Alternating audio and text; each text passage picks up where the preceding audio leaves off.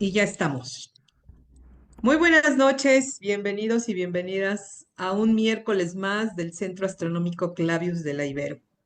Estamos ya en marzo, muy próximos al inicio de la primavera y pues para los que vivimos acá en la Ciudad de México, estamos experimentando el febrero loco y marzo otro poco con estas cuestiones del clima, pero bueno, pues aquí vamos. Y hoy le damos la bienvenida a nuestra expositora y amiga Millarca Valenzuela.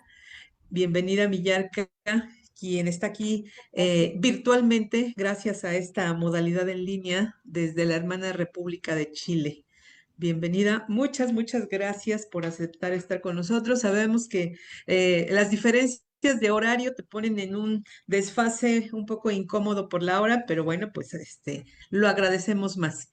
Y pues, ¿quién no quiere tener un meteorito en sus manos? Yo aquí tengo el mío, aquí está, aquí está. Y que por cierto, me lo regaló, es un regalo muy especial para mí porque me lo regaló un amigo de Clavius, quienes lo conocieron, Paul Forat, una gran persona que desafortunadamente pues nos abandonó este plano, pero bueno, me dio un regalo de meteorito y yo lo aprecio muchísimo. Y ese es el tema de hoy, los meteoritos. Eh, no quiero extender esta presentación, pero antes de darte la palabra, Millarca, se la doy primero a Gerardo. Muy buenas noches, gracias Lore, buenas noches Millarca, gracias por acompañarnos desde allá, desde Chile. Sabemos que es un poquito tarde para ti, entonces te agradecemos mucho que te vas a desvelar un poquito aquí con nosotros en el Centro Astronómico Clavius, pero bueno, es una de las ventajas también de la tecnología que desde el otro lado del planeta, bajo otras estrellas y en otro cielo, pues nos pueden dar una interesante charla, además de una experta en este tema. Y les voy a presentar rápidamente con una semblanza a Villarca Valenzuela Picón, quien es una geóloga chilena especializada en el estudio de meteoritos. Es profesora asociada del Departamento de Ciencias Geológicas de la Universidad Católica del Norte e investigadora vinculada al Centro de Excelencia en Astrofísica y Tecnologías Afines y al Instituto Milenio de Astrofísica. Su trabajo se centra en la búsqueda, clasificación y análisis de meteoritos, especialmente en el desierto de Atacama, uno de los lugares del mundo con mayor concentración de estos fragmentos extraterrestres. Ha participado en la creación de la red chilena de monitoreo de meteoritos, Chacana, y ha impulsado iniciativas para proteger legalmente los meteoritos como patrimonio científico. En reconocimiento a sus contribuciones al estudio de estos materiales y a la ciencia planetaria, un asteroide del cinturón principal fue nombrado 11819 Villarca en su honor. O sea que para que vean, tenemos aquí así como el asteroide del Principito, no me acuerdo cuál era el número del asteroide del Principito, pero bueno, el asteroide 11819 es también llamado Villarca en honor a nuestra invitada y amiga de esta noche. Villarca, muchas gracias. Ahora sí te dejamos el foro y al final esperamos tener una breve conversación contigo con algunas preguntas. Muchas gracias por la invitación, estoy muy contenta que después de haber visitado México y haberlos conocido, generemos estos vínculos muy interesantes, sobre todo que México también es como un referente en un montón de meteoritos que partimos estudiando todos los que nos dedicamos a esto, como Allende, por ejemplo. Así que estoy muy contenta de estar acá. Voy a compartir entonces a ver si está todo funcionando ok. Em, ya, ustedes me dicen, Ahí la estamos viendo. ¿sí? Sí, nada más ahí le vas a dar. Ahí está, perfecto. Ahí está, perfecto. Bueno, entonces ya me presentaron, no, como que estoy muy vinculada con algunos astrónomos. En general en Chile la geología está muy ligada a nuestro territorio que es altamente sísmico. Tenemos ahí una subducción muy intensa que genera la cordillera de los Andes, genera también todo lo que es eh, el enriquecimiento de estos grandes pórfidos cupríferos, que es lo que mantiene la economía del país.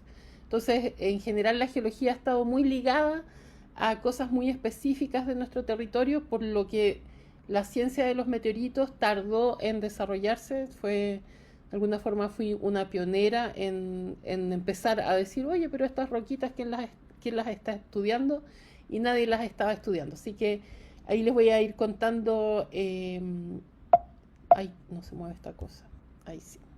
Entonces, esta es una imagen que muestra un poco los iconos que hay acá en mi región, en la región de Antofagasta, que se caracteriza entonces por los grandes observatorios de muchos consorcios extranjeros, la European Southern Observatory, Carnegie, etcétera, tienen aquí estos telescopios, está ALMA también, está Paranal, y este es un símbolo que es para bienvenir a la gente que viene a Antofagasta, que es la mano del desierto.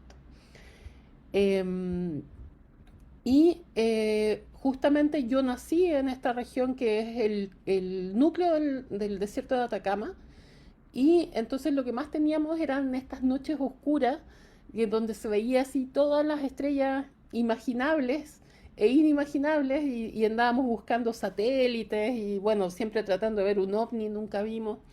Pero de alguna forma nos marcó como niños, a mí y a mi hermano. Ahí estamos chiquititos, en el pueblito de San Pedro de Atacama, y siempre pensamos en ser, de alguna forma, no pensaba yo ser geóloga, pero sí científica.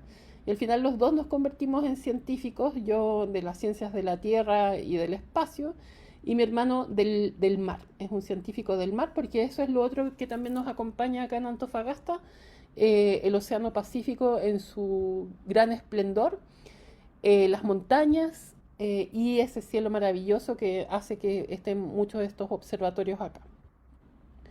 Y en esa travesía, en mi historia, llegué a los meteoritos por casualidad.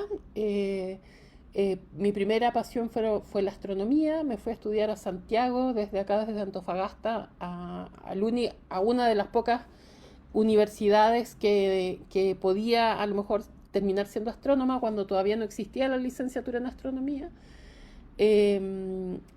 Y ahí estuve primero el primer año, los 3 primeros años, pura física y matemática, nada de ciencia. Así que en ese tiempo lo pude pensar mejor, de hecho congelé un año, estuve haciendo fotografía en naturaleza, y estando como guardaparque cuidando flamencos acá en el norte de Chile.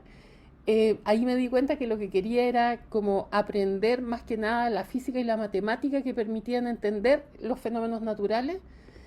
Y entre medio de cuando estaba haciendo ese tipo de trabajos, me contrataron como fotógrafa para ir a la primera expedición de búsqueda de meteoritos que lo organizaban acá en esta misma universidad donde estoy ahora de profesora, un astrónomo que invitó a geólogos. Y entonces como fotógrafa tuve esa experiencia a los 19 años que de alguna forma yo creo que marcó algo importante, que fue darme cuenta de que existían estas rocas maravillosas, que venían del cielo, que caían a la tierra, que eran muy parecidas a las rocas terrestres, y que contaban la historia de alguna forma del sistema solar. Entonces no podía creer que nadie las estudiara en Chile, así que en esa expedición no encontramos ningún meteorito. Pero me pude dar cuenta de esto, de que habían astrónomos que decían, bueno, pero vienen de los asteroides, debería ser como nuestra área de investigación. Y los geólogos diciendo, no, pero son rocas, cayeron al suelo y debería ser nuestra área de investigación. Pero no existía nadie enseñando este tipo de información, etcétera. Entonces esto quedó en mi mente cuando después entré a geología, porque estando acá en Antofagasta, la geología yo la asociaba a ser minero, y como me fui a Santiago por la astronomía, allá la geología era completamente diferente, tenía muchos campos, etcétera, y la minería era uno solo de esos campos. Así que de alguna forma ese fue mis inicios, o sea, llegué a la geología, pero con mi corazón, de alguna forma primero enamorado de los astros, de la astronomía, lo que permitió que de alguna forma la geología la viviera desde esta visión como la Tierra vista desde la Luna, como una esferita azul en medio del vacío, del espacio, más que la visión normal de los geólogos, que es como la corteza terrestre. Entonces, por eso partió entonces mi pasión por este tipo de rocas. Y estas fotos les muestran como los tipos principales.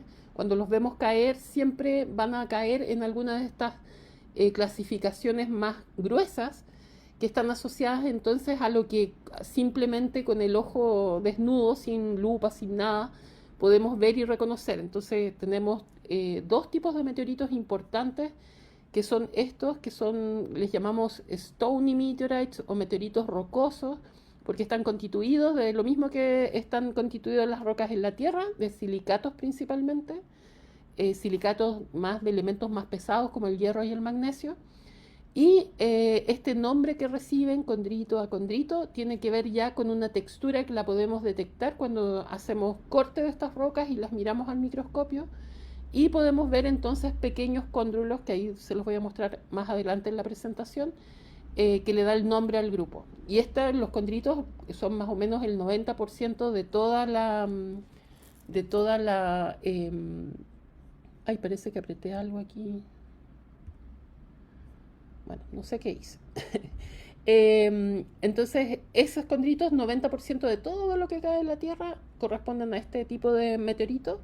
Y hay subtipos.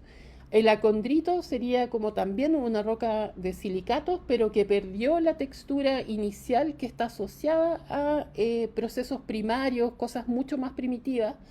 Y ahí dentro de ese grupo están los meteoritos marcianos, los meteoritos lunares y los que vienen de los asteroides. Y los otros, que son los que más la gente relaciona a los meteoritos porque son más espectaculares, generalmente se preservan mejores muestras de gran tamaño, como las que ustedes tienen ahí en Ciudad de México, puestas así, no sé si en el Instituto de Minas o algo así, que tienen unos tremendos meteoritos que son de hierro y que tienen entonces estas estructuras muy bonitas que son regmaglifos, como hoyitos, que lo hacen muy característico. Entonces la gente piensa que es como lo que más cae, pero en realidad es lo que más está expuesto en exposiciones, etcétera, por lo bonito que son. Y algunos entonces los de hierro deben ser un 5% de lo que cae en la Tierra, muy poquito.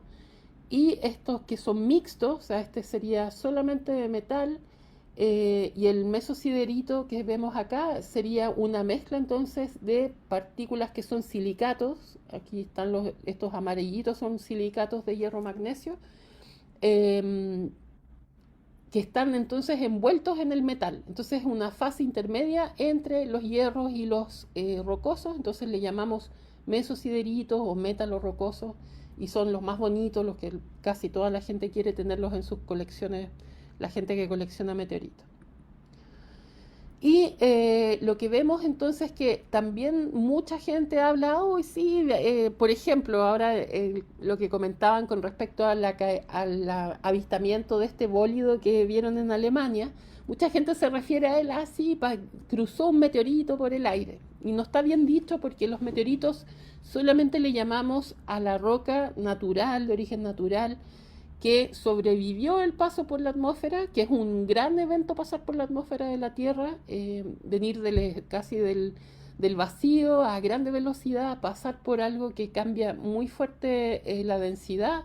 Entonces casi como que un auto choque a muy alta velocidad en un muro.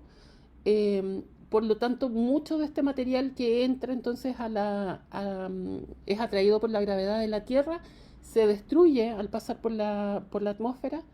Y además, mucho de este material es chiquitito, es tamaños muy pequeños, como de tamaño arena, que es lo que generalmente vemos como estrellas fugaces, lo que reconocemos y llamamos como estrellas fugaces. El nombre técnico es meteoro. Cuando es un bólido, que sería el caso de esto que vieron en Alemania, entonces es una piedra, una roca un poco más grande, que deja un trazo en el aire y que probablemente va a dejar entonces un meteorito. Estos meteoros o estrellas fugaces en general se desintegran, generan como un humo de meteorito, y entonces el porcentaje total de lo que cae, o sea, la Tierra está de alguna forma recibiendo este material, la caída de material extraterrestre todos los días, del orden de decenas a centenas de toneladas diarias, pero de ese material solamente el 1% corresponde a esta roca sobreviviente que cae en la superficie y que después la podemos encontrar. Entonces es un porcentaje chiquitito lo que queda como un meteorito en superficie. Y su origen está asociado entonces a generalmente más que nada asteroides.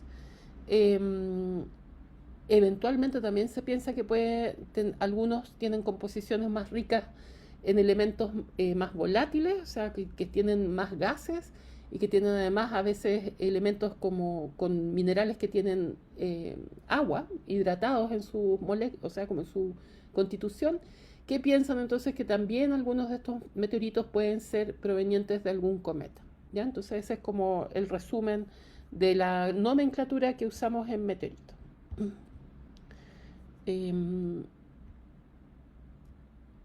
Aquí está lo que ustedes hablaban. Esta es una foto que me conseguí hoy día de un pedacito, un fragmento chiquitito de este bólido observado el domingo pasado, que lo vieron en Alemania, en Bélgica, no me acuerdo dónde más, y que por lo menos viajó mucha gente de los coleccionistas privados y de los mismos institutos y museos. Se hicieron muchas campañas de búsqueda, pero el meteorito era muy frágil, así que lo más probable es que mucho material se haya perdido en el paso por la atmósfera, pero algunos pedacitos han estado siendo recuperados y por lo menos en los chats que yo tengo con colegas que están en Europa, pensaban que podía ser un acondrito, o sea, justamente el tipo que les mostraba que es también de roca, y que es muy, muy poco común, o sea que el grupo de los acondritos es mucho menos común que el de los condritos, así que estaban todos muy, muy contentos de poder recuperar un pedazo fresco de este meteorito.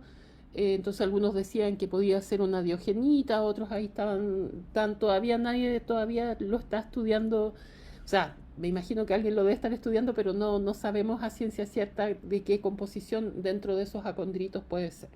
Pero se alcanza a ver, por lo menos en esta foto, esta estructura negra que se ve acá, que es la corteza de fusión, que es una capa muy delgadita que se genera por la fricción del paso por la atmósfera.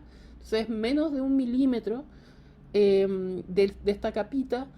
Y el meteorito en general cae frío porque viene del frío del espacio, el paso por la atmósfera es muy chiquitito, entonces esta creencia de que llegan calientes, de que generan incendios, solamente ocurre si es que es algo muy grande y genera una explosión.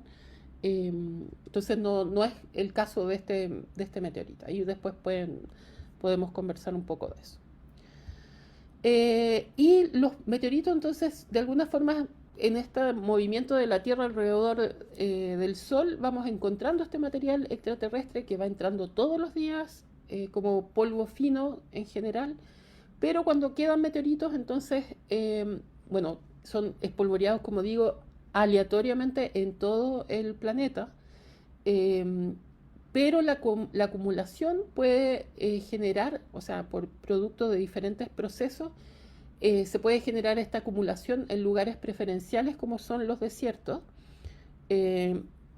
principalmente por el hecho de que el meteorito, como se formó fuera de la Tierra, sin oxígeno, entonces es muy susceptible a transformarse a fases fases mineralógicas más estables a las condiciones oxidantes de la atmósfera de la Tierra. Entonces duran muy poquito en comparación con una roca terrestre. Van a durar mucho menos en una superficie cuando están reaccionando con el oxígeno del aire y además y sobre todo con el agua líquida. Entonces, en general, donde se concentran es en los lugares donde hay una disminución de la disponibilidad de agua líquida como para alterarlos, que hace que se destruyan rápidamente.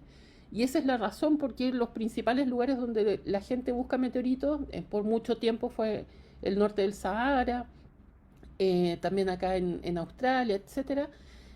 Muchos meteoritos también en los desiertos de Estados Unidos.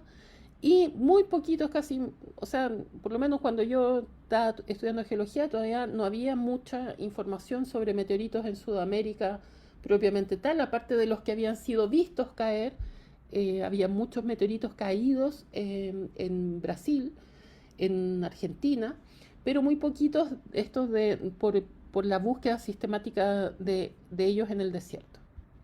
Entonces, la exploración del desierto de Atacama, así científicamente hablando, partió más o menos un poquito antes de cuando yo empecé a hacer mi doctorado. Entonces, esta es una foto de justamente cómo buscamos meteoritos en el desierto. Nos separamos, a diferencia de los coleccionistas privados que van en sus grandes camionetas y que ya encontraron casi todos los meteoritos gigantes, o sea, de más de 3 kilos o qué sé yo, que están en sus colecciones. Nosotros, como nuestro objetivo es estudiar el flujo de material extraterrestre lo más preciso posible, entonces lo que hacemos es levantar los meteoritos hasta más chiquititos que puedan reconocer nuestros ojos, y por lo tanto vamos caminando lento, haciendo de alguna forma o sea, con nuestros ojos vamos recorriendo la mitad de este lugar alrededor nuestro, y los compañeros hacen lo mismo, cosa de abarcar áreas que después podemos cuantificar. Entonces podemos decir, caminamos 1 kilómetro cuadrado y en ese kilómetro cuadrado encontramos 5 meteoritos, 10 meteoritos, etc. Entonces esos valores en el mundo, o sea, la estadística de otros lugares en el mundo, decían que el promedio de meteoritos en desiertos calientes era de menos de 1 meteorito por kilómetro cuadrado. Entonces, eso es cuando yo partí mi tesis de doctorado en el 2004. Esos eran los valores que teníamos, entonces no sabíamos con qué nos íbamos a encontrar acá en Atacama.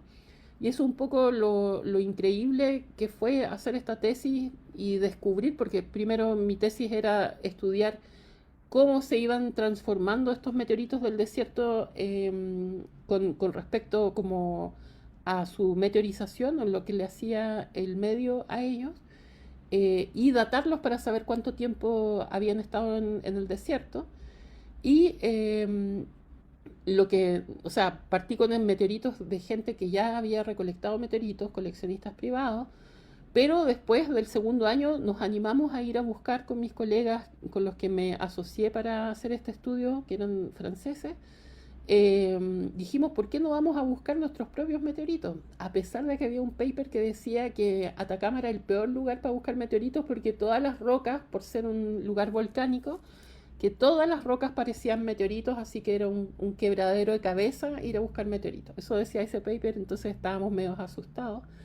Pero al final logramos encontrar, en mi tesis encontramos un lugar que se llama San Juan, donde encontramos que ese promedio de meteoritos por kilómetro cuadrado eran de 12 meteoritos por kilómetro cuadrado, que era una cosa gigantesca.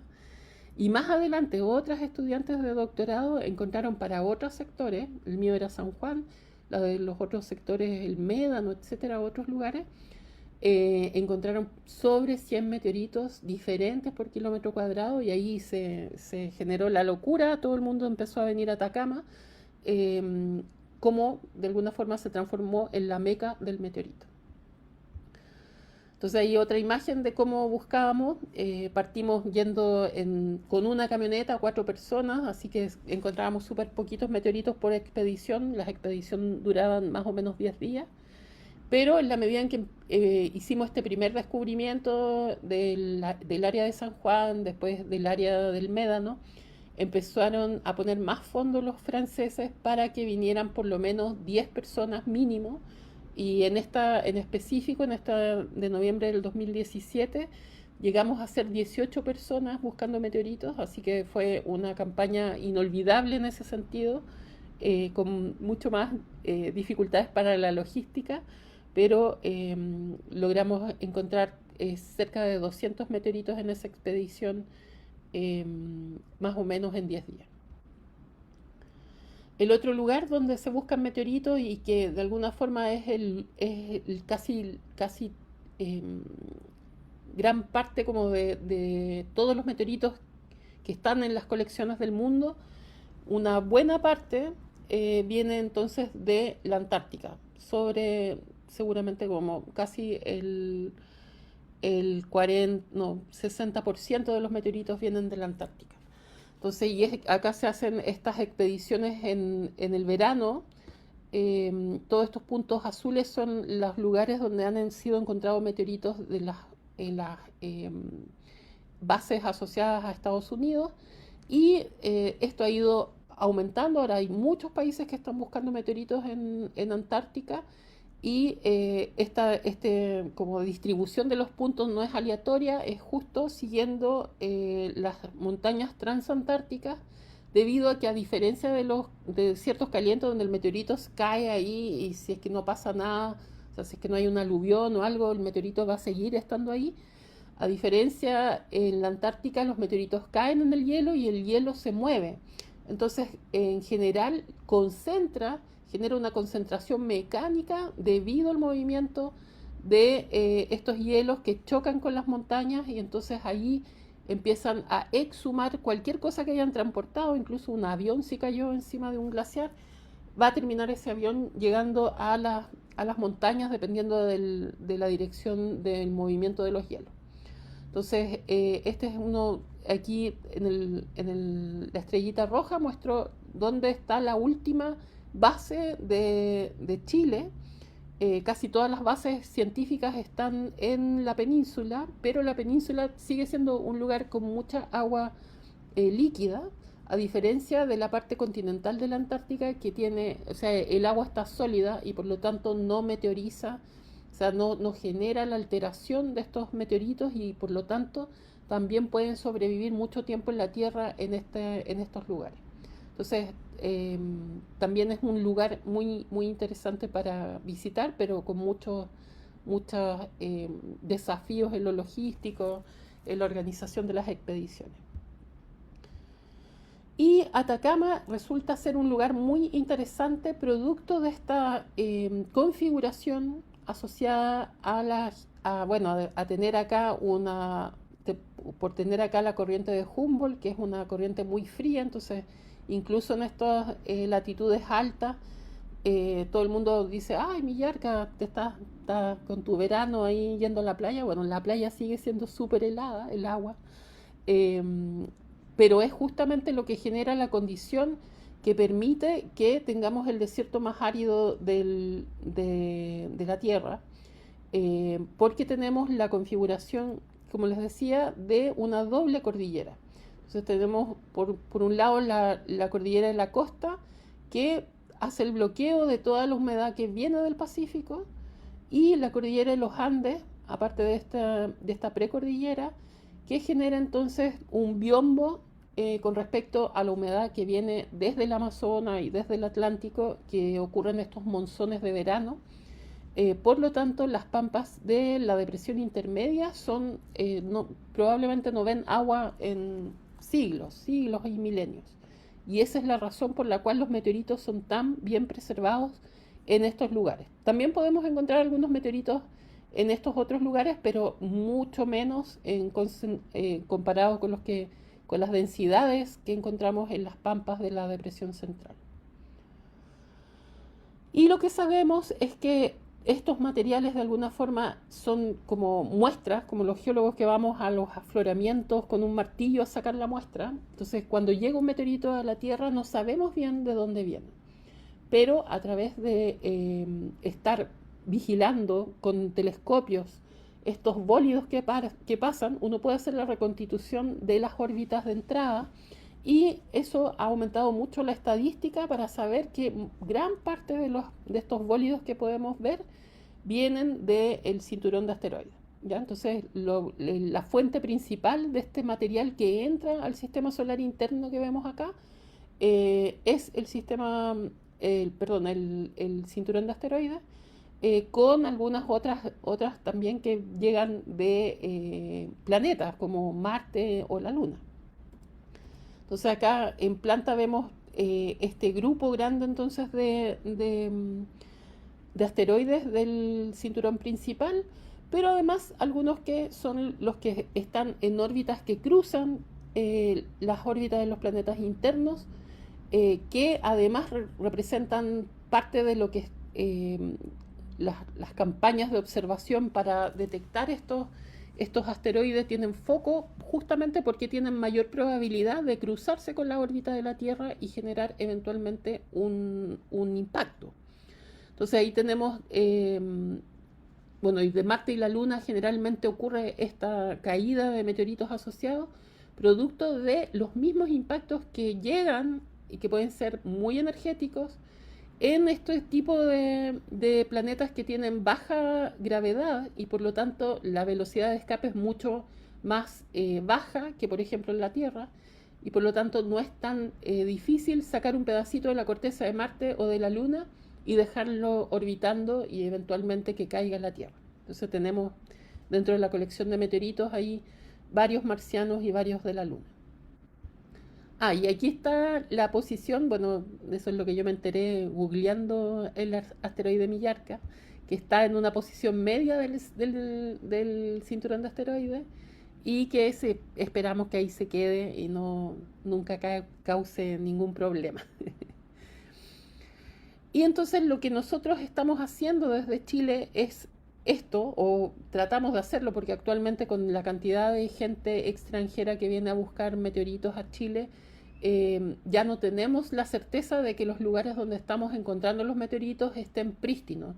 Entonces, esto de alguna forma, en algún momento no lo vamos a poder seguir haciendo simplemente porque van a estar las superficies ya perturbadas. Pero lo importante del estudio de esto es entender mejor, o sea, las cosas que hemos logrado entender es, por ejemplo, la intensidad del flujo de los meteoroides en el presente asociado a las observaciones actuales de meteoros. Entonces hay muchas redes que están con cámaras simples observando la caída de meteoros y sobre todo de bólidos. Y hay, bueno, muchas misiones actuales y surveys para estar estudiando como las poblaciones de asteroides y de lo que está entrando a la Tierra. Y gracias a lo que hemos ido recogiendo en la Antártica, en los desiertos calientes, hemos podido entender de qué está compuesto ese flujo de meteoritos. O sea, eso que les dije, que principalmente están hechos de roca, o sea, lo que más cae son meteoritos de roca, es porque estamos estudiando todas esas colecciones. Aún no entendemos bien la estimación directa de la intensidad de flujo y las variaciones que ha tenido en el tiempo y cómo de alguna forma la atmósfera es un filtro que hace que tengamos este 1% de meteoritos de este flujo más grande que vemos entonces que entran como meteoroides pero que no terminan como meteoritos. Y lo otro que no está bien claro es por qué tenemos, a diferencia de lo que hemos podido estudiar con espectroscopía de la composición de asteroides, vemos que lo que más abunda en el sistema solar son los asteroides de tipo C, que son los que tienen, que son carbonáceos, que tienen carbón en su estructura, que acá en la Tierra los meteoritos carbonáceos, que serían su símil, son menos del 5% de lo que tenemos en todo el bulk de las colecciones. Entonces, lo que no hemos dado cuenta, mientras estamos estudiando meteoritos que son recuperables porque los podemos ver, es que de alguna forma la atmósfera filtra lo que finalmente va a terminar como un meteorito, que lo más probable es que los ordinarios que no tienen este material, que es más frágil que este material carbonoso, son más fácil de soportar estas presiones y esta entrada abrupta a la Tierra y quedar como una roca propiamente tal, a diferencia de los carbonáceos que pueden fragmentarse en el aire y quedar como cosas muy pequeñitas que después no las podemos recuperar. Y lo otro que hemos observado es mirando otro rango de tamaños, o sea, cuando empezamos a estudiar micrometeoritos, que es como polvito que los tenemos que encontrar arriba de los techos, en mi caso lo buscamos en las arenas y tenemos que hacer todo un procedimiento para separar magnéticamente ese polvito y después con una lupa mirar y ver si encontramos unas esferitas que después les voy a mostrar y en esas esferitas la estadística de su composición cambia y ahí sí encontramos más de este tipo carbonáceo que tiene más relación con la composición que vemos en los asteroides. Pero esto es de alguna forma para mostrarles que esas son cosas que todavía no las entendemos bien y es parte de por qué estudiamos el flujo de material extraterrestre desde la ventana de los desiertos calientes y en mi caso desde la ventana un poco más ancha que en tiempo que representa el desierto de Atacama. Bueno, ahí están los diferentes tipos como sabemos un poco las diferentes características que tienen estos asteroides. Y las misiones también han cumplido algo importante, ir y tratar de sacar material, de traerlo de vuelta a la Tierra, sobre todo las misiones japonesas que han sido muy exitosas en lograr esto, para entender mejor justamente la composición de los asteroides y cuál es como la importancia de estos, como de los remanentes de la formación del sistema solar, de las cosas que no terminaron en un planeta, para tratar de entender mejor esto, cómo se configuran los sistemas solares a la luz de que con todos los nuevos descubrimientos sobre exoplanetas vemos que existe una variedad enorme de configuraciones posibles. Entonces es muy importante recuperar este material prístino, pero es muy caro mandar estas misiones y a veces no funcionan, como en Rosetta, que el pobre Mascot quedó ahí. Pero de alguna forma esto de ir a los desiertos o buscar meteoritos es una aproximación más barata de una misión espacial si es que podemos controlar, por ejemplo, el efecto que tiene la Tierra en estos materiales. Bueno, y los estudios actuales más o menos han podido caracterizar más o menos 1 millón de asteroides, pero sigue la búsqueda de nuevos materiales, sobre todo con estos nuevos SERVI, que pueden entonces mejorar también la obtención de estas órbitas para decir cuáles son eventualmente peligrosas para la Tierra, para la vida en la Tierra. Y esto era lo que les mostraba un poco con respecto a que los meteoritos caídos que les hablaba, que eran los que habían dominado mucho. Por ejemplo, en Sudamérica hay muchos meteoritos caídos, en Argentina, en Brasil, etc. En Chile no tenemos ninguno oficial. Lo más típico es encontrar un meteorito que no sabemos cuándo cayó, que corresponde entonces al 98% de los meteoritos que encontramos, no tenemos idea cuándo cayeron ni de dónde venían. Y entonces esto es lo que tenemos en las colecciones. Y de esto entonces más del casi el 70% proviene entonces de las misiones a la Antártica y el resto es lo que viene entonces de los desiertos calientes y de cuando uno lo encuentra por casualidad. Y ahí están los porcentajes entonces que les mostré al inicio, o sea, de los meteoritos que les mostré al inicio, los condritos casi 90%, acondritos 10%, los hierros, esto es un poquito más, es como el 4%, y los que son de la mezcla de roca y hierro solamente son un 1%, que son uno de los más codiciados. Y dentro de los condritos tenemos entonces todas estas familias de diferentes tipos de condritos y el que más domina es el condrito ordinario, que es casi cerca del 90%. Entonces cuando vamos al desierto casi siempre encontramos condritos ordinarios y dentro de estos otros que pusimos acá tenemos entonces estos condritos carbonáceos que son muy interesantes para el estudio del origen de la vida y de los procesos iniciales que para tratar de entender cómo fue la creación de material a diferentes distancias con respecto al Sol. Y lo que estamos viendo, por lo menos acá en Atacama, que cuando tenemos entonces una caída puede generarse una fragmentación en el aire que nos permite entonces encontrar muchos meteoritos que por lo menos de los estudios que hemos hecho, algunos sí corresponden a la misma caída, o sea, el mismo meteorito que se fragmentó en el aire y generó varios meteoritos en el suelo, pero en otros lugares lo que encontramos es muchos meteoritos que están más o menos cerca unos de otros y que no corresponden a la misma caída porque al datarlos, al generar entonces esta información de su composición, cómo se están meteorizando y calcular la edad que llevan viviendo sobre la superficie de la Tierra, encontramos que han caído antes o después de los otros que estamos observando. Entonces, por eso es muy importante hacer este proceso de la búsqueda sistemática de meteoritos para levantar cada roquita de meteorito que encontramos en las áreas que buscamos y luego separarlos, estudiarlos, ver qué composición tienen, que eso es la clasificación, que es muy fome, pero es muy importante. Y eso es lo que hacemos acá en Antofagasta. Y luego entonces seleccionar esta etapa de hacer edades muy caras. Acá en Chile no podemos hacerlo, así que tenemos que, generalmente los estudiantes de magíster o doctorado los mandamos a Francia, que vayan con las muestras y allá las datan.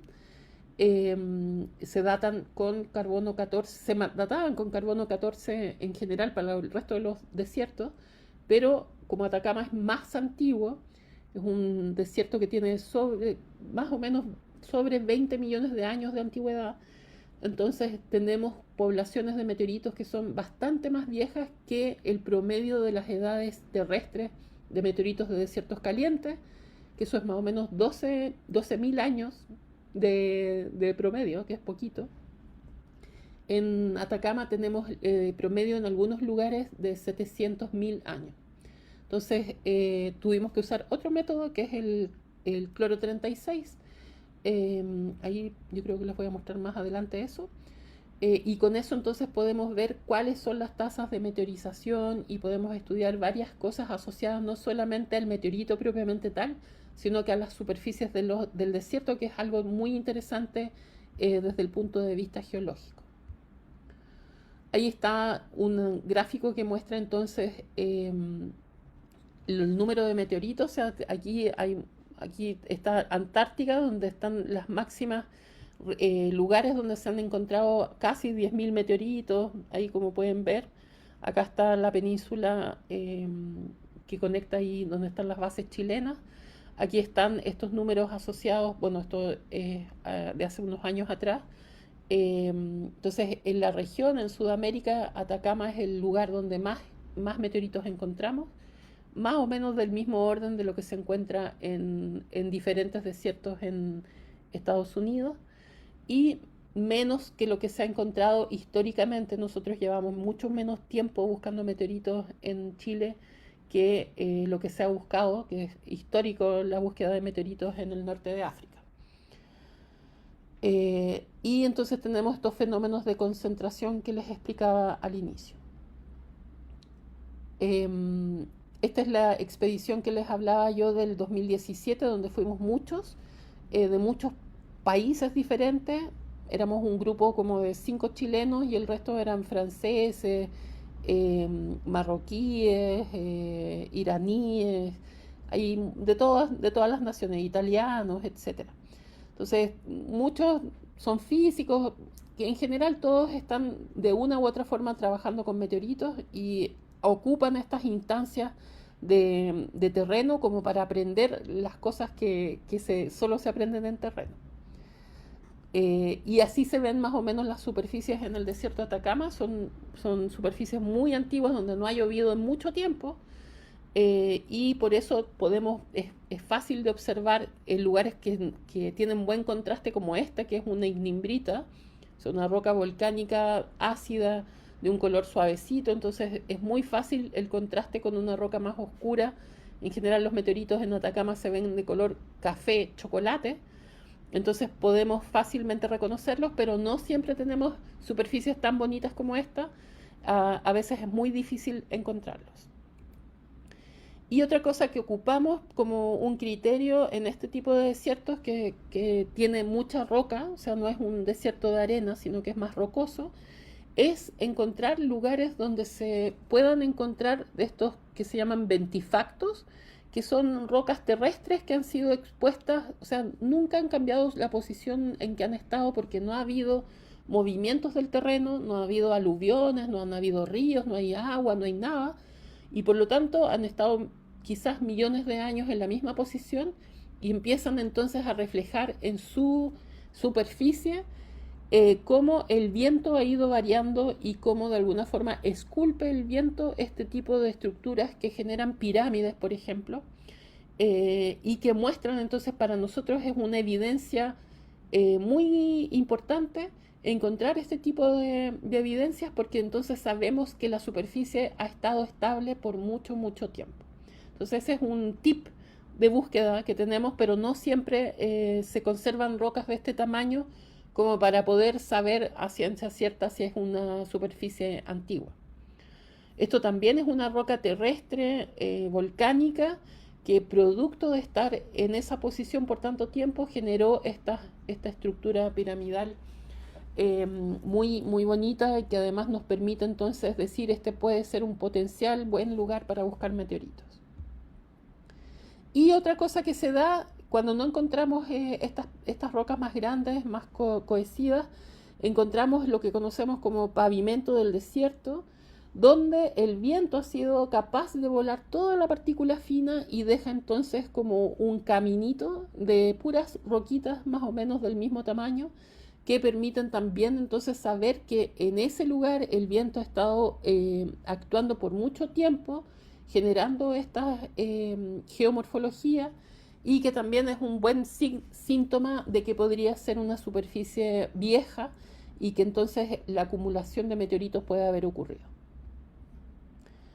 Esa es la misma que vimos aquí, diferentes momentos cuando encontramos un meteorito. Ese fue un gran descubrimiento para mí, grande, porque en general encontramos unos más chiquititos.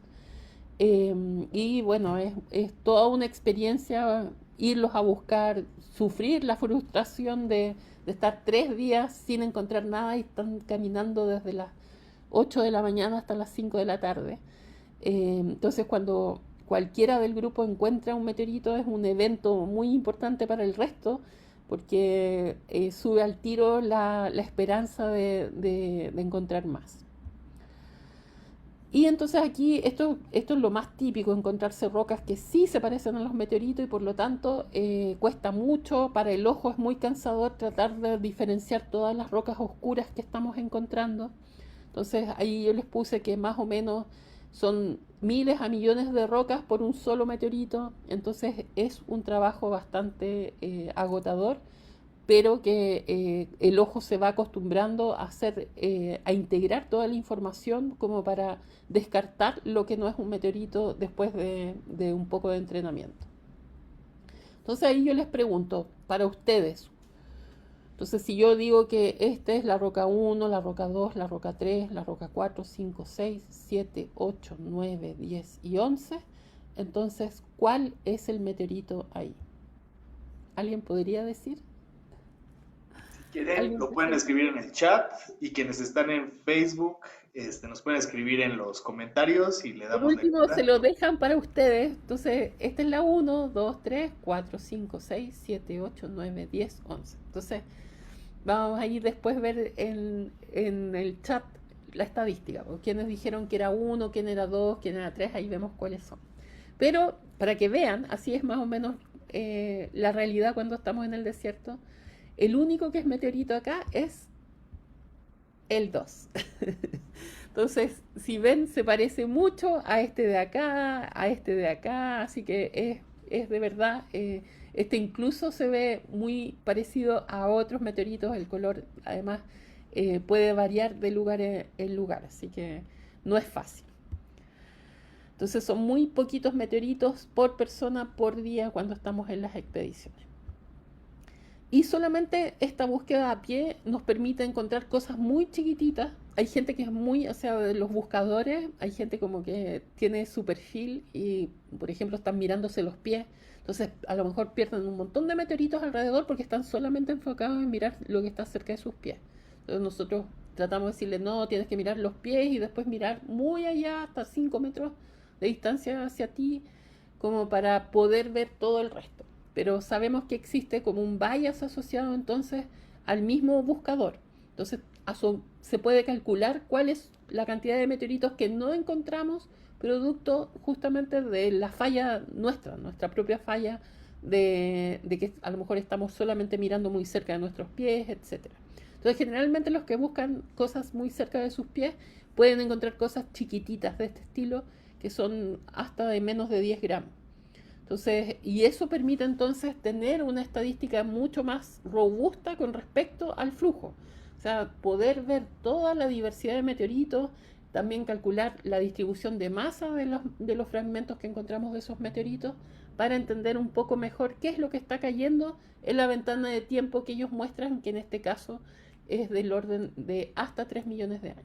A diferencia de otros desiertos, que el máximo para esos desiertos es de 50.000 años. Entonces es muy grande el gap de tiempo que tiene Atacama, y por eso se ha transformado en un lugar muy interesante para la gente que los estudia, pero también para los coleccionistas. Bueno, y esto que les mostraba, pues así podemos a veces encontrar los meteoritos ya así destruidos, que puede ser simplemente por la acción de la atmósfera en ellos, o sea, que se disgregan. Acuérdense que en los desiertos también hay contracciones, hay mucho calor en el día y mucho frío en la noche, y eso va generando una pequeña fluctuación de volumen de la roca que termina fragmentándola. Entonces podemos encontrar estas evidencias de la fragmentación que ocurre en la Tierra, pero también se puede encontrar simplemente la fragmentación asociada a la caída, o sea que se rompieron en el aire y generaron entonces una elipse donde cayeron muchas roquitas del mismo evento. Entonces eso no es fácil a veces de hacer. Entonces tenemos mucha gente que ha hecho doctorados en esto, tratando entonces de acotar el real, o sea, para justamente decir cuál es la densidad real de meteoritos diferentes, y no estar contando siempre, o sea, meteoritos que eran el mismo, contarlos varias veces. Entonces, para eso ocupamos estos criterios de pareamiento que llamamos, que incluyen todo lo que hacemos en la clasificación, como el grupo del meteorito, el grado metamórfico, el estado de choque, la textura general, algunas mediciones físicas como la susceptibilidad magnética. Esto que les decía que es como la parte más cara del estudio que hacemos, que es medir la edad terrestre y ver el grado de meteorización que tiene. Bueno, y entonces lo que ya les había adelantado, que en mi tesis yo encontré que la densidad en este lugar que se llama San Juan, que fue muy poquita el área que abarcamos, encontramos 12 meteoritos diferentes en esa pequeña área, o sea, más, y que se calculó que eran 12 meteoritos por kilómetro cuadrado para esa área que analizamos.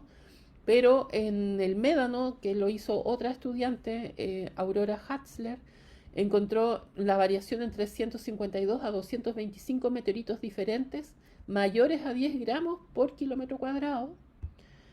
Y acá otro dato, que en Australia y en el Sahara ese promedio era de menos de un meteorito por kilómetro cuadrado. Entonces eso disparó de alguna forma el interés por venir a Atacama. Y además empezamos a hacer, aparte de andar buscando meteoritos, hacíamos esto de vez en cuando para sacar arena y después analizarla en el laboratorio para lo que fue la siguiente fase de búsqueda de micrometeoritos, y resultó que también Atacama en algunos sectores tenía muchos micrometeoritos, muchos más, por ejemplo, que en Túnez, que también se hizo el mismo experimento en el desierto en Túnez. Entonces acá encontramos en este que es como de 1 metro cuadrado, 2.450 micrometeoritos, a diferencia de este lugar donde encontramos solo 200.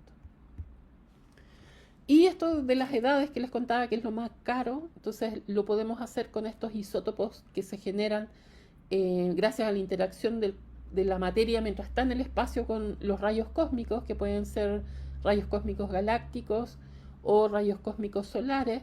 Entonces aquí tenemos un meteoroide grande, del cual hay un pedacito que se fragmenta, sale, ahí está el pedacito que de alguna forma está volando y que va a ser el que entre a la Tierra, que le llamamos meteoroide, y que va a tener entonces, por ejemplo, esta parte rojita que vemos acá, va a ser finalmente lo que yo voy a encontrar en el suelo cuando vayamos a buscarlo. Pero cuando yo lo encuentro en el suelo, yo no tengo idea de dónde, en qué lugar del meteoroide estaba metido. Entonces no sé cuánto estuvo tapado o escudado por la roca para recibir la influencia de los rayos cósmicos, que genera entonces producción de radionuclidos como el carbono 14, el berilio 10, el aluminio 26, el cloro 36 y el calcio 40. Entonces lo que hacemos es tomar ese meteorito, llevarlo, analizarlo, etcétera, y hacer mediciones de las concentraciones en las que encontramos estos isótopos, pero después tenemos que hacer correcciones pensando en dónde está ubicado entonces este pedacito que encontramos en la Tierra dentro del cuerpo parental o el meteoroide en el cual estuvo inicialmente. Entonces son varias edades que podemos sacar a partir de eso utilizando este tipo de isótopos cosmogénicos. Y los llevamos a esto es en Francia, justamente donde mandamos a los estudiantes, donde entonces separamos el metal para poder medir el cloro 36, separamos el metal y con eso podemos entonces hacer un pellet que, la separación del metal es todo un cuento. Nos tardamos casi toda en la pasantía haciendo el proceso para separar el metal y luego ese preciado material, que es poquito, lo llevamos entonces a medirlo en un acelerador de masas con el cual podemos obtener las edades. Y cuando hemos hecho este trabajo, en el caso de este trabajo que es de otro estudiante que hizo su doctorado haciendo integrando la información para dos áreas, Caleta el cobre y el médano, que son dos parchecitos dentro del desierto de Atacama. Hizo entonces pudo ver que el promedio para desiertos calientes normales son 12.000 años, como les decía. En la Antártica el promedio es 99.000 años. Entonces acá en desiertos calientes está en amarillo, que sería esto de acá. En azul está en la Antártica. Y este que vemos acá es entonces el caso de Atacama, que puede llegar entonces sobre 2.500.000 años de vida, o sea, como que no se destruye hasta mucho, siendo su promedio de edad 700 y algo más miles de años. Y así se ven estos meteoritos que, por ejemplo, este tiene 670.000 años, ya se ve muy lleno de fracturas y parte de su material siendo reemplazado. Este tiene 22.000 años y se ve casi como que no le hubiera pasado nada. Entonces, dependiendo de lo que ocurrió, dependiendo de la porosidad inicial del material, etcétera, va a ser cómo se va a comportar en su estadía en el desierto. Entonces ahí vemos varios tipos. Ahí están cuando ya se están disgregando y formando suelo, en este último caso. Y entonces, como resumen de esto del flujo, es que llegan entonces del orden de miles de toneladas de material diario. Esto cae, pero tenemos entonces el filtro atmosférico que hace que 95% de este material se genere como un humo de meteorito, porque además lo que cae es en tamaños pequeños. Solamente más o menos un 5% corresponden a micrometeoritos que se depositan entonces en la superficie de la Tierra, y solamente menos del 1% corresponden a estos fragmentos de meteorito del orden de centímetros o algunos metros, que solamente corresponden más o menos a 5 toneladas distribuidas en la superficie de la Tierra.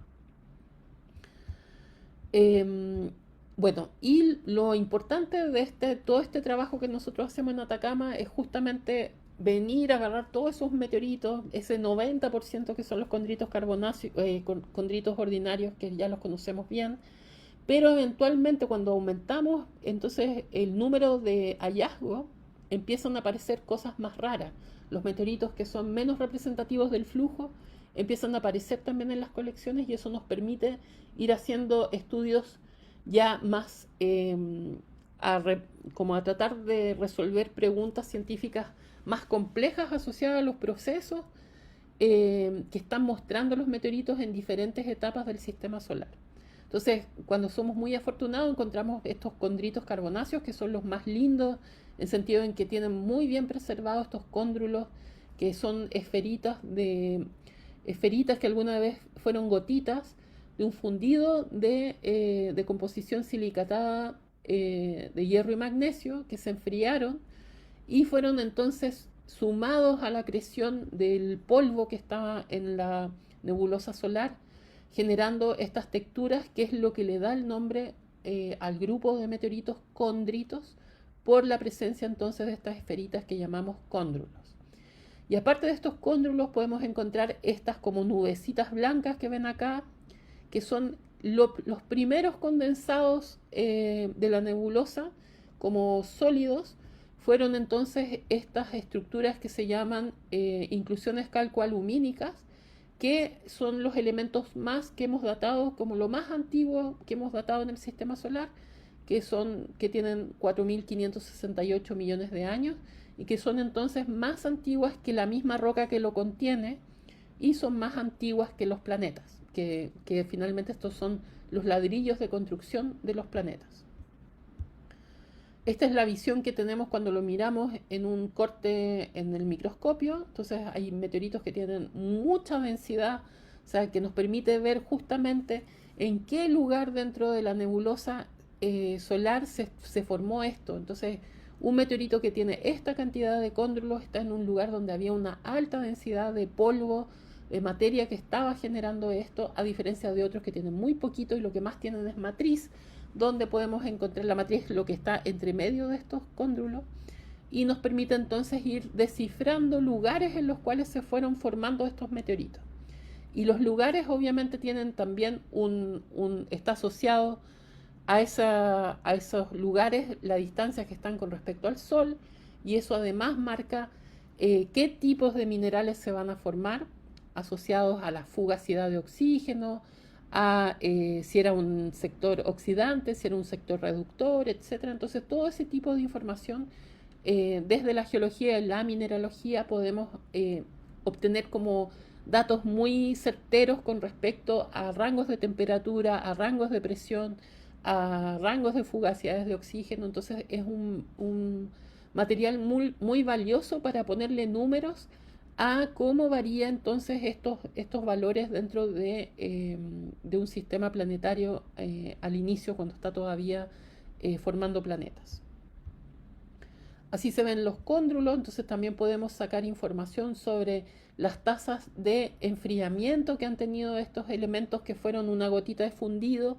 Entonces nos permite también entender la termodinámica que operó en el momento en que se estuvieron formando estos materiales.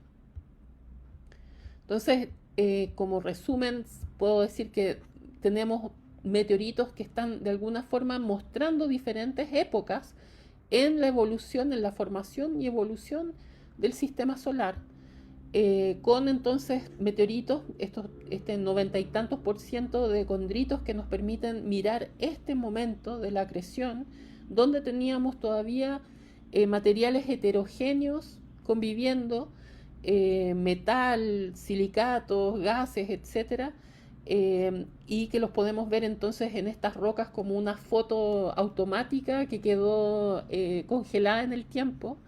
Y podemos ver también el proceso de diferenciación de los planetas, cuando entonces este material dejó de estar heterogéneo en las rocas, sino que empezó a lo más denso, empezaron entonces a generar núcleos, mantos y cortezas, con entonces en los núcleos obviamente lo más denso en los metales, en las cortezas silicatos más pesados como el olivino, el piroxeno, y en las cortezas cosas más livianas como la plagioclasa. Y nos permite además entender esta configuración, que primero pensamos que era obvio que todos los sistemas planetarios a lo mejor iban a tener los planetas terrestres hacia la parte más cercana al Sol, porque pensábamos que el Sol obviamente con el viento solar iba a quitar todos los gases, y los grandes planetas gaseosos hacia las partes más extremas, pero El descubrimiento de los exoplanetas mostró que estas configuraciones podían variar mucho y que no era lo que pensábamos que era como una acreción in situ sin que nadie se moviera, no era tal, sino que había también un componente de migración planetaria que entonces puede generar configuraciones muy diferentes a las que encontramos acá en el sistema solar.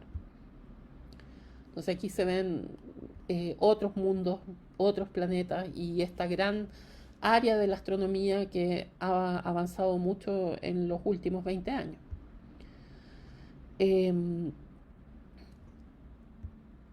Y bueno, lo que está, por ejemplo, acá sucediendo con el telescopio, con el radiotelescopio ALMA, que se está entendiendo mejor entonces desde estar observando la morfología que tienen estos discos protoplanetarios, como para entender la diversidad de tipos de sistemas que se pueden estar generando con justamente estas estructuras donde se empieza a ver que hay algo que se está comiendo el polvo de acá, que muestra entonces estas etapas iniciales de formación planetaria que nos permiten entender mejor la variabilidad que tienen los sistemas planetarios.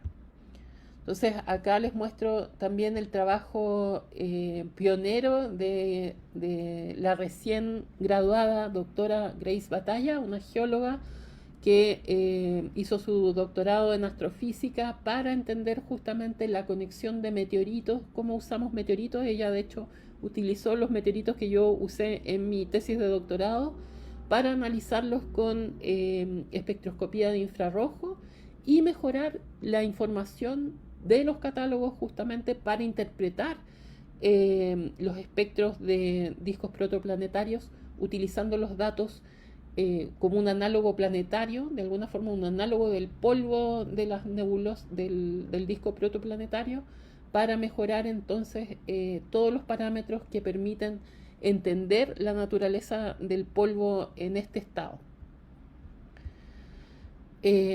Aquí también Gabriel Pinto, que también es otro geólogo que hizo su doctorado en astrofísica para entender también procesos iniciales del sistema solar.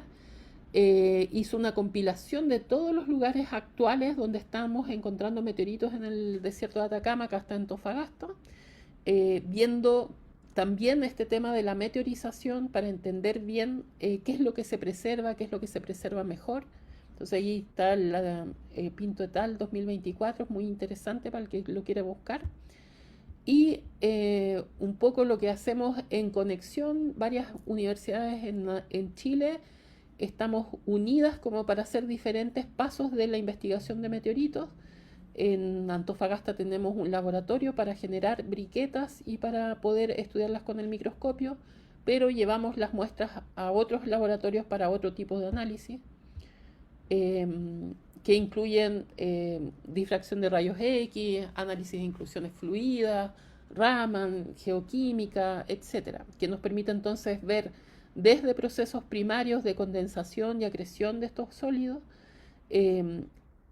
lo que pasa después cuando crecen en entidades planetarias o subplanetarias, que muestran entonces alteración acuosa o metamorfismo termal, producto del aumento de temperatura en esos cuerpos parentales iniciales, y lo que se muestra también en las texturas de los meteoritos, que son los efectos productos de los choques a alta velocidad que ocurren en el espacio, que también los podemos ver mirando estas estructuras que son venas de choque, además de mineralogías especiales y texturas especiales en los meteoritos. Actualmente en la colección de meteoritos chilenos en el Meteoritical Bulletin a marzo del 2026 tenemos 4.370 meteoritos que están reconocidos oficialmente por la Meteoritical Society y tienen asociado un nombre oficial con los cuales podemos hacer investigación y publicar. Todavía hay muchos meteoritos en las colecciones de los coleccionistas privados, también en las universidades, que están en proceso de clasificación, pero necesitamos mejorar el proceso de clasificación para que esto sea más rápido. En este momento a veces desde la expedición hasta que sea sometido y aprobado por esta entidad, que es como la entidad internacional que los valida, pueden pasar 3 años, 4 años. Entonces, la idea es poder llegar a tener un flujo que nos permita demorarnos a lo más un año en publicar entonces la clasificación del meteorito para que quede entonces disponible para la comunidad científica para investigación. Entonces ahí si se dan cuenta tenemos muchos tipos, de estos 4.370, 4.173 son condritos ordinarios, ahí se ve. Y empezaron a aparecer estos que son más raros y que son muy interesantes de estudiar, incluido un meteorito marciano que lo encontró una familia francesa y que se lo llevó, así que no tuvimos la oportunidad de estudiarlos nosotros. Y tenemos actualmente en Valdivia el primer repositorio oficial de meteoritos, que es Pelomcura, que significa piedra, no sé si piedra que vuela o algo así, en Mapudungún, que es de la lengua de los mapuches. Y bueno, estamos tratando de protegerlos justamente porque hemos estado en las portadas de las revistas más importantes de meteoritos, es que la gente viene a Chile porque no hay legislación que los proteja, que vienen y se los llevan. Así que, bueno, acá un estudiante de doctorado del UNAM que estuvo en una pasantía el año pasado y que le enseñamos a buscar meteoritos porque la idea es que también lo pueda replicar en México. Así que funcionamos también como escuela para otra gente que quiere mejorar su conocimiento, ya sea en terreno y también en cómo preparamos muestras, etcétera. Que es muy entretenido también esta parte de nuestra pega. Entonces ahí podemos ver, estamos reconstituyendo estas caídas múltiples, viendo también el origen de algunas otras cosas que hemos ido encontrando, como vidrios asociados a impactos en el desierto de Atacama. Entonces también fuimos a buscar posiblemente ese tipo de estructuras. Y lo que actualmente están terminando ya sus tesis de doctorado de mis estudiantes, Kevin Soto está este año terminando, estudiando cómo cambia cómo podemos estudiar el metamorfismo termal en meteoritos que son carbonáceos, observando diferentes minerales, o sea, algunos minerales que son importantes para trazar ese cambio. Y también la materia orgánica, que la terminó de estudiar ahí en el Centro de Astrobiología de Madrid, que fue un gran éxito la colaboración. Todavía no sabemos bien si es que encontramos lo que andábamos buscando, pero no existía la técnica ahí y se animaron ahí a ayudar a Kevin y desarrollaron una técnica que le habían desarrollado en la NASA. Y Camila Caviedes también es mi otra estudiante que está estudiando la colonización de bacterias y microorganismos porque encuentran en los meteoritos un nicho único en estos ambientes tan hostiles. Al final es una tesis que va por el lado más astrobiológico del elemento, porque estos mismos meteoritos son los mismos que caen en Marte. Entonces, pensando como en los estudios que se requieren cuando finalmente tengamos algún geólogo en Marte, esto va a ser valioso para entender, por ejemplo, los meteoritos como nichos para la vida aquí en la Tierra y en otros lugares también. Bueno, y los micrometeoritos que seguimos ahí, yo siempre busco geólogos que quieran hacerlo, pero casi nadie le gusta porque es un trabajo muy meticuloso, más parecido a la sedimentología. Así se ven los micrometeoritos en microscopio electrónico. Y en eso estamos, tratando de mejorar el entendimiento también de este grupo de material extraterrestre que es en micrómetros y que pueden generar estas texturas increíbles que las podemos estudiar en el microscopio electrónico. Ya para terminar, el último proyecto en el que estamos involucrados es en el estudio, un nuevo estudio del cráter Monturaqui, que es la única estructura de impacto que tenemos acá en Chile reconocida, que es muy interesante. Está a 3.000 metros de altura al sur del Salar de Atacama, también en el desierto de Atacama, también en esta misma región. Estamos más o menos a 4 o 5 horas de distancia desde Antofagasta, que partimos entonces trabajando con el Museo de Historia Natural de Berlín y que ya hicimos las primeras fuimos a buscar muestras, etcétera, y estamos, ahora yo estoy buscando estudiantes, ojalá de magíster o doctorado, para que continúe trabajando en este proyecto. Así que con eso termino ahí los movimientos que estamos haciendo para proteger los meteoritos en Chile, el libro que escribimos con un colega biólogo sobre meteoritos, muy interesante, por si lo quieren conseguir en Busca Libre, y que vamos a hacer la sede de la reunión número 90 de la Meteoritical Society en 2028 acá en Antofagasta, y que nos encantaría contar con mucha afluencia de gente de Latinoamérica. Con eso me despido. Muchas gracias.